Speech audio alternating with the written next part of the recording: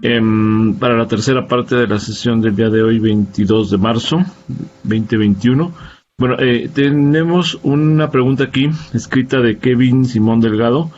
Él pregunta, dice si alguna guerrilla mexicana desarrolló una retaguardia. Relacionado a ello, el subcomandante Marcos afirmó en entrevista con Ivonne Lebot que la guerrilla guatemalteca de la URNG no quería que hubiese una guerrilla en Chiapas porque consideraba que la selva lacandona era su retaguardia. Sí, eso es genial, porque ilustra muy bien que es una retaguardia, ¿no? Y yo decía,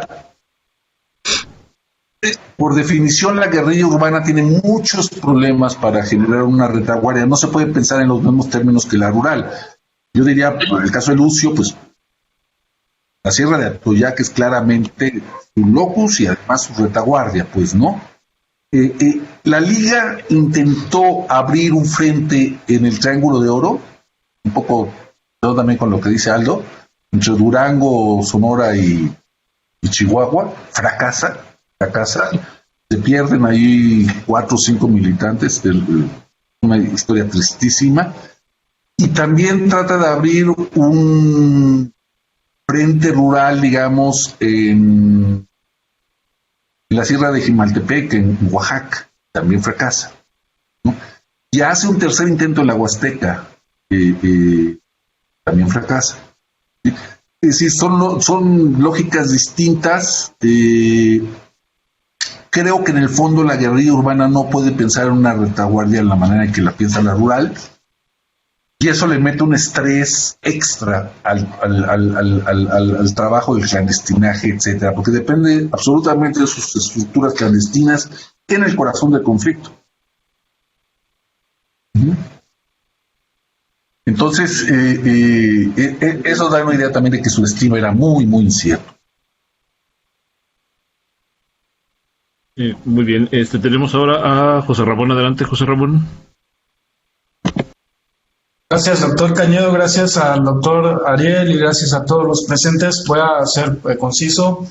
Son 3 dudas y, bueno, si no me escuchan me dicen y también pues las puedo repetir, las tengo anotadas. Bueno, número 1, sobre los términos que usaban cada, digamos, lado de la historia, porque pues obviamente del lado de guerrillero tenemos que se refieren como héroes a Che Guevara, Allende, a otros tantos. También la denominación de sus movimientos son, no sé, Liberación Nacional o Izquierda Revolucionaria o Ejército Revolucionario del Pueblo. Hay una constante, pues obviamente asimismo se hablarían de como de libertadores, de guerrilleros, de luchadores sociales, mientras que, por ejemplo, del otro lado de lo que llamamos la represión estaría, pues, por ejemplo, el gobierno militar argentino, que se refería a sí mismo como el proceso de reorganización nacional. Es decir, como diciendo, estábamos en desorden, estábamos en caos, en anarquía, por eso volvemos a pues es lo que queremos, ¿no? El Estado de Derecho y así. Y pues en ese caso yo quisiera saber cómo, yo creo que no se puede como tener un término digamos que no tenga carga ideológica, porque pues referirte a guerrillero no es lo mismo que como decían precisamente no sé, Videla o todos ellos que hablaban de subversivos, de terroristas, de conspiradores pagados por el extranjero. Entonces creo que esa es la primera duda sobre cómo definir entre guerrillero y paramilitar. Otro, cuando se habló del uso de, bueno, yo lo veo como el uso del derecho por movimientos que, como dice Marchesi, hablaban de que rechazaban el juego democrático, rechazaban la política partidista. Entonces, ¿cómo se puede hablar del uso del derecho por colectivos que rechazaban el Estado de Derecho según las fuerzas del gobierno?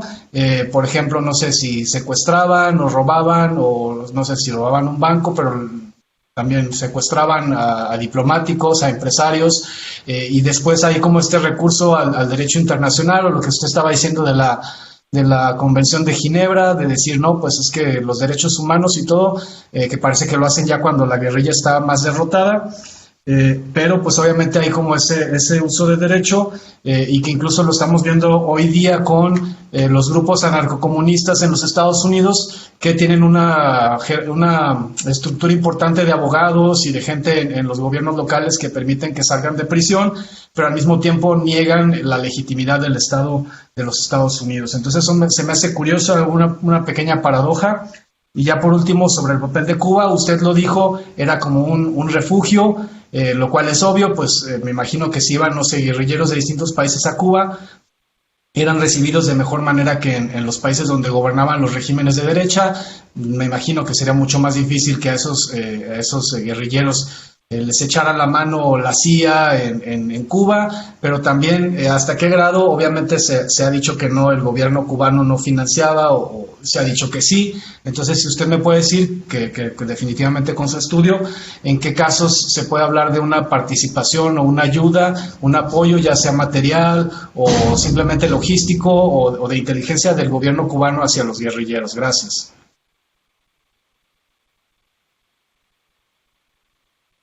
Bueno, son preguntas muy complejas. Yo diría, si algo tenemos que subrayar de la experiencia guerrillera, qué bueno que mencionaste Argentina, por ejemplo, etcétera, es que en términos generales subestimaron o desdeñaron a la Constitución y a las libertades, ¿no? Y luego las tuvieron que utilizar en su propia defensa.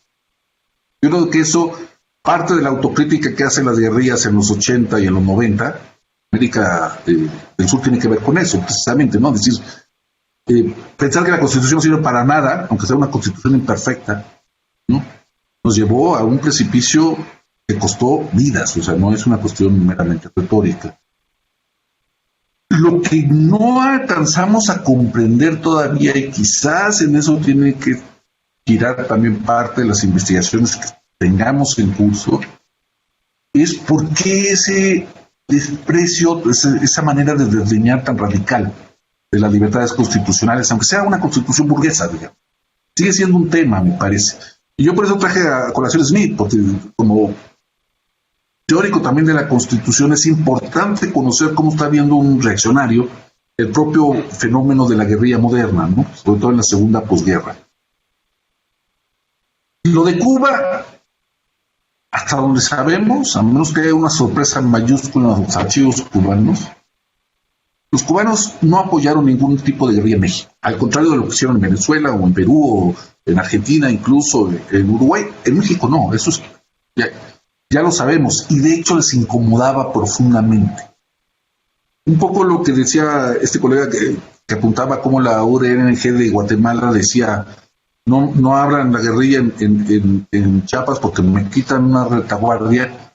Para los cubanos, México es uno de los vértices del triángulo Washington, México, La Habana. Es un triángulo que pasa por México. Entonces, lo último que querían los cubanos es que les alebrestaran el panal en México, porque ellos lo necesitan para esa negociación indirecta que ahora sabemos que no dejó de tener con Estados Unidos, que pasará por México. Es más, en un libro mío que está por aparecer, La historia mínima de las izquierdas, yo lo que digo es que por razones geopolíticas, por la manera en que está ubicado México en el contexto internacional, México es un santuario de los servicios de inteligencia. Es decir, hay muchos servicios de inteligencia trabajando en México, pero no espiando a los mexicanos en principio, sino espiándose entre sí. Y a todo el mundo le conviene esa modalidad. Digo, la estación de la CIA en México era de las más grandes del mundo, y la estación de la KGB era la más grande en América. Entonces a México le convenía eso, decir, pues estos cuates están peleando, se están espiando, etcétera, yo protejo el ambiente, etcétera, y saco ventajas de todo esto. O alguna ventaja. La ventaja principal es que a mí no me van a venir a subvertir ni los gringos, ni los soviéticos, ni los cubanos, que me necesitan, digamos. Pues hay que hacer una lectura geopolítica fuerte del escenario mexicano, del triángulo mexicano. Y me parece que eso explica por qué los guerrilleros mexicanos también están tan aislados. No tienen socios internacionales. Las propias guerrillas latinoamericanas, Montoneros, MIR, Tupamaros, etcétera, se refugiaban en México, por lo tanto ellos no podían establecer relaciones formales etcétera, con la guerrilla mexicana. Por supuesto, hay 1, 2, 3, 4 casos que yo he visto de personas que en lo individual, incluso hay un guatemalteco que se suma a la guerrilla, a la Liga 23 de septiembre, pero personalmente, no como representante de la guerrilla guatemalteca. Digo, perdón, un peruano, no un guatemalteco, un peruano. Es un médico que se suma a la guerrilla y lo matan además de una manera violentísima. ¿Sí? Pero está aislada la guerrilla mexicana, porque hay unas condiciones estratégicas, geopolíticas fundamentales que interesan a Washington, que interesan a La Habana, que interesan al propio gobierno mexicano y que interesan a los guerrilleros latinoamericanos. Y todo eso se traduce en esa autonomía mexicana. A los que les va mal, los que pierden en esta ecuación, son los guerrilleros mexicanos, sin duda. Eso no lo leyeron, no lo entendieron, no les importó. La pagaron muy caro.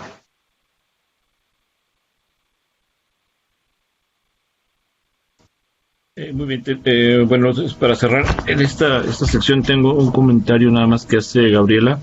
Lo hizo hace unos 30 minutos.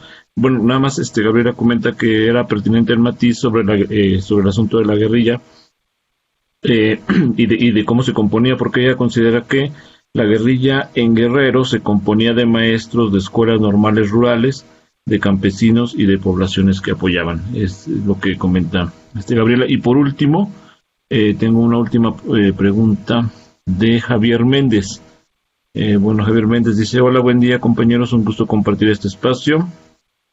Dice: me gustaría expresar una pregunta. ¿Es posible saber cómo se designaban propiamente a los militares o simpatizantes de las organizaciones guerrilleras en México? ¿Se consideraban a sí mismo como una guerrilla este fenómeno armado en México? Eso es una pregunta que estaba también presente con el anterior compañero, perdón, que fue. Yo creo que tiene su historia la manera que se denomina. Al principio, por ejemplo, la Secretaría de la Defensa, refiriéndose a Lucio Cabañas, dice: no son guerrilleros, son robavacas, ¿no? Y la prensa decía: no son guerrilleros, son robavacas, no son guerrilleros, son delincuentes, etcétera.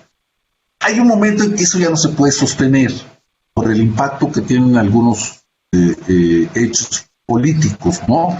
Secuestros de Rubén Figueroa, que es un senador de la República, lo secuestran, entonces ya no pueden decir que son robavacas, porque está en riesgo, entre otras cosas, la vida del propio senador. A los guerrilleros urbanos les dicen: no son guerrilleros, son asaltabancos. Después de que secuestran a 2 cónsules o que tratan de secuestrar a Garzazada en Monterrey, ya no les pueden llamar robabancos. Es decir, sí va cambiando el vocabulario, ¿no? Y se va poniendo además esos epítetos, esos calificativos, esa manera de designar al otro, al disidente, al guerrillero, etcétera, en un determinado contexto discursivo, ¿no? El caso más famoso es los invito a que lo lean, el quinto informe de gobierno de Echeverría, donde habla de los guerrilleros como los hijos de familias enfermas, desarticuladas, donde nadie ejerce la autoridad, y esos muchachos que son jóvenes y entran a las drogas, que además la mitad son homosexuales y también son homosexuales las mujeres. Se ha hecho un rollo en pleno Congreso tremendo tratando de caracterizar a los guerrilleros, diciendo que forman parte del desorden, de la disolución, de ustedes quieran, ¿no? Lo significativo de eso es que el presidente de la República lo dice ante el Congreso de León. Y está, ya en el informe del 75, y ahí viene una caracterización de la guerrilla que por supuesto es limitada, pero es sintomática, ¿bien? De una manera de ver las cosas y de no aceptar que en realidad también pueden ser todo eso que dice, pero son disidentes políticos. Ese es el punto. Y nada más con esto termino ya para soltarlos, porque es interesante. Va a aparecer un artículo sobre la ley de amnistía que hicimos el ministro Cosío y yo, va a salir de Historia Mexicana, creo que sale hasta el año que entra. Pero cuando se da la ley de amnistía, los guerrilleros que salen de la cárcel, será una ley de amnistía para guerrilleros, de 879. salen de la cárcel y deciden irse. O bien se va a dar la ley de amnistía y tienen que localizar a los guerrilleros que ya estaban fuera del país. La mayoría están en Cuba, efectivamente, pero no es la absoluta mayoría. Hay guerrilleros refugiados en Italia, guerrilleros mexicanos refugiados en Francia, guerrilleros mexicanos refugiados en Suecia, guerrilleros mexicanos refugiados en Estados Unidos, creo, etcétera. Es decir, algunos de ellos dijeron, no, los cubanos no nos quieren, no nos tratan bien. Sabemos por otros guerrilleros que fueron obligadamente a Cuba a refugiarse, que los pusieron en un gueto y los apartaron de la vida de la población durante 2 años. No los dejaron mezclarse con los cubanos, no los dejaron tener acceso a los medios de comunicación, no los dejaron hacer la vida normal. Y por lo tanto, nos vamos y nos refugiamos en otro país. Eso ya es significativo. Pero bueno, pues muchísimas gracias, Sergio. Hombre, al contrario, doctor. Bueno, y les voy a pedir por favor que activen sus cámaras todos para poder hacer una fotografía de la sesión. Por ahí me faltan algunos. Listo, muy bien. Muy bien, ahí va, 1, 2 y 3. Muy bien. Listo, creo que se vieron todos completos. Entonces, doctor, ¿algo más que desee agregar? No, nada, muchas gracias al colegio también. Bueno, al contrario, muchas gracias. Gracias a todos ustedes. Y nos estamos viendo entonces en la próxima sesión. Hasta luego. Voy a dejar de grabar. Adiós. Y tomo nota de los mensajes. Gracias. Hasta luego. Gracias.